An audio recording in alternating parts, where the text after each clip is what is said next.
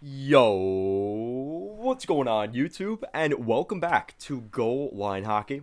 It's your boy, Kevin Forte. Guys, we're taking a look today at some big news out of Tampa.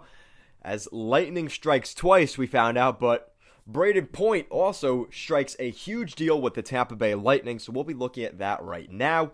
So the Tampa Bay Lightning signed Nikita Kucherov, the 23-year-old forward, to a 6-year, $76 million contract extension. The contract will be coming in at $9.5 million per season for the Lightning forward. Nikita Kucherov, the 2014 third-round pick, selected 79th overall in that draft. I know, it's hard to believe now. At just 23 years old, Kucherov has 2 Stanley Cups. He has 310 points in 351 NHL games. 48 points, 56 games last season, and not to mention the 9-goal streak that he had, the 9 goals in 9 consecutive games streak he had during the Stanley Cup playoffs this year for the Bolts.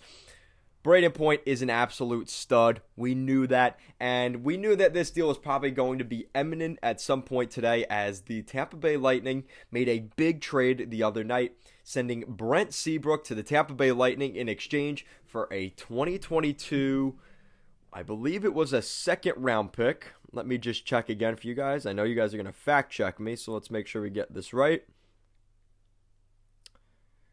Of course, I cannot find it. Hold on a sec. There we go. So Brent Seabrook and his $6.875 million on the LTIR goes to the Tampa Bay Lightning in exchange. The Chicago Blackhawks pick up centerman Tyler Johnson and a 2023 second-round pick from Tampa Bay. This is a cap dump by the Lightning. Tyler Johnson is not injured, so his salary counts against the salary cap. Brent Seabrook, because he's on long-term injured reserve, does not. And we saw the Tampa Bay Lightning do this last season with the Ottawa Senators, moving out some salaried guys in Anders Nilsson and Braden Coburn, was it? Who was the other guy? Braden Coburn actually went to Ottawa. That's what it was. So there were a couple guys that got put on LTIR last season from Tampa, and they're doing the same thing this year. So Brent Seabrook will not play with the Tampa Bay Lightning. They've made that pretty clear.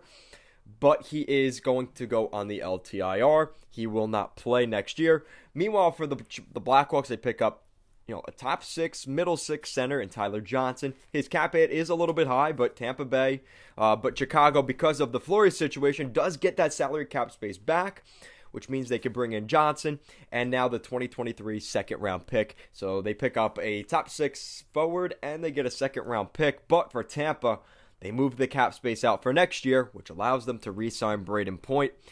Really no surprise here. Like I said, Tampa Bay, we knew this is what they were looking at doing, bringing back Brayden Point. They were able to do that in this deal. They don't have their second-round pick or their third-round pick this year, and they don't have their second-round pick next year. So Tampa Bay is just going full-blown to try and three-peat, despite the lack of cap space. They're still finding a way to get this team in. They have some RFAs this summer too. They have guys like Alex Barré-Boulet, Ross Colt, who got the game winner in the Stanley Cup final of Game 5. And they also have Cal Foote. And Cal Foote seems like a guy that I really believe is on his way out of Tampa. Unless they're able to move out, unless they want to move out, a guy like Eric Chernak or a guy like Jan Ruda.